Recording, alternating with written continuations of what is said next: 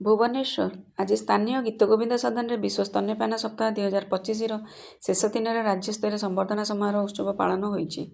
ରାଜ୍ୟ ସ୍ୱାସ୍ଥ୍ୟ ଓ ପରିବାର କଲ୍ୟାଣ, ସଂସଦୀୟ ବ୍ୟାପାର, ଇଲେକ୍ଟ୍ରୋନିକ୍ସ ଓ ସୂଚନା ପ୍ରଯୁକ୍ତିବିଦ୍ୟା ବିଭାଗ ମନ୍ତ୍ରୀ ଡକ୍ଟର ମୁକେଶ ମହାଲିକ ମୁଖ୍ୟ ଅତିଥି ରୂପେ ସଭାକୁ ସମ୍ବୋଧିତ କରି ରାଜ୍ୟରେ ସ୍ତନ୍ୟପାନ ପ୍ରଚାର, ସୁରକ୍ଷା ଓ ସମର୍ଥନ ପାଇଁ ଏକ ଦୃଢ଼, ସମଗ୍ର ଏବଂ ସମୁଦାୟ ଭାଗିଦାରୀ ମାଧ୍ୟମରେ ପ୍ରତିବଦ୍ଧତା ବ୍ୟକ୍ତ କରିଛନ୍ତି। ମା କ୍ଷୀର ଶିଶୁର ରୋଗ ପ୍ରତିରୋଧକ ଶକ୍ତି ବଢ଼ାଉଛି। 100% ସ୍ତନ୍ୟପାନ ପାଇଁ ମାଆମାନେ ସଂକଳ୍ପ ନେବା ପାଇଁ ମନ୍ତ୍ରୀ ଡକ୍ଟର ମହାଲିକ ଅନୁରୋଧ କରିଥିଲେ। ଅଗଷ୍ଟ 1ରୁ 7 ତାରିଖ ପର୍ଯ୍ୟନ୍ତ ପାଳିତ ହେଉଥିବା ବିଶ୍ୱ ସ୍ତନ୍ୟପାନ ସପ୍ତାହ ସାରା ବିଶ୍ୱରେ ଏକ ଗୁରୁତ୍ୱପୂର୍ଣ୍ଣ ଉଦ୍ୟମ, ଯାହାଦ୍ୱାରା ସ୍ତନ୍ୟପାନ ଅଭିଯାନରେ ନୂତନ ଉତ୍ସାହ ଅଣାଯାଇ ହେବ, ସେ କହିଛନ୍ତି।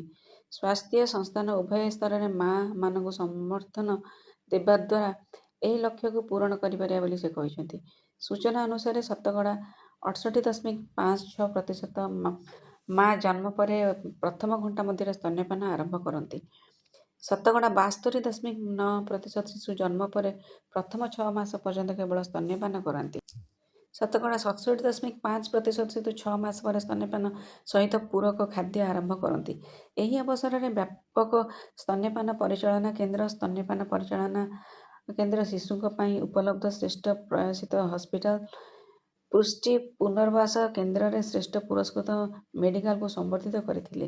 ଏହି ଉତ୍ସବରେ ସ୍ୱତନ୍ତ୍ର ସଚିବ ଡକ୍ଟର ବିଜୟ କୁମାର ମହାପାତ୍ର, ଜନସ୍ୱାସ୍ଥ୍ୟ ନିର୍ଦ୍ଦେଶକ ଡକ୍ଟର ନଳିନୀକାନ୍ତ ମିଶ୍ର, ପରିବାର କଲ୍ୟାଣ ନିର୍ଦ୍ଦେଶକ ଡକ୍ଟର ରାଜଶ୍ରୀ ପଟ୍ଟନାୟକ, ରାଜ୍ୟ ସ୍ୱାସ୍ଥ୍ୟ ସମ୍ବଳ କେନ୍ଦ୍ର ଟିମ୍ ମୁଖ୍ୟ ଡକ୍ଟର ଦୀନବନ୍ଧୁ ସାହୁ, ଅତିରିକ୍ତ ନିର୍ଦ୍ଦେଶକ ଡକ୍ଟର ଆଦିତ୍ୟ ମହାପାତ୍ର, ଯୁଗ୍ମ ନିର୍ଦ୍ଦେଶକ ଡକ୍ଟର ସ୍ମୃତିଜିତ ପଟ୍ଟନାୟକ ଏବଂ ୟୁନିସେଫର ସୌରଭ ଭଟ୍ଟାଚାର୍ଯ୍ୟ ପ୍ରମୁଖ ଉପସ୍ଥିତ ଥିଲେ। ସମୃଦ୍ଧ ଓଡ଼ିଶାର ରଜତ ମହାପାତ୍ର